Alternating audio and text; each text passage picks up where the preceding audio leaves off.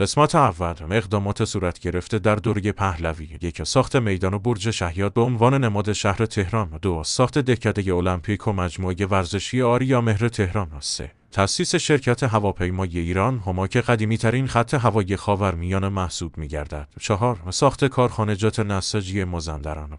5، صنعت ذوب‌آهن. 6، تأسیس صنعت تولید مس و صنعت تولید آلومینیوم. 7، استقرار حاکمیت ملی ایران بر جزیره‌های تنب بزرگ، تنب کوچک و ابو موسی. 8، برگزاری جشن‌های 2500 ساله شاهنشاهی. 9، انجام انقلاب سفید و اصول 19 گانه. 10، ملی کردن آب ایران. 11، ملی کردن جنگل‌ها و مراتع ایران. 12، سهیم کردن کارگران در سود خالص کارخانه‌های صنعتی و تولیدی. 13، تأسیس سپاه بهداشت، سپاه دانش و سپاه ترویج و آبادانی. 14، تحصیلات رایگان در برخی از دانشگاه‌های دولتی و اجباری برای همگان. 15، پوشش بیمه‌های اجتماعی همگانی برای همه ایرانیان. 16، تأسیس کانون پرورش فکری کودکان و نوجوانان. 17، اصلاح قانون انتخابات ایران و اعطا کردن حق رأی به زنان و حقوق برابر سیاسی با مردان. 18، تغییر مبدأ تاریخ ایران از هجری خورشیدی به آغاز پادشاهی کوروش بزرگ. 19، تأسیس اوپک و ریاست بران. 20، تأسیس دانشگاه صنعتی آریامهر.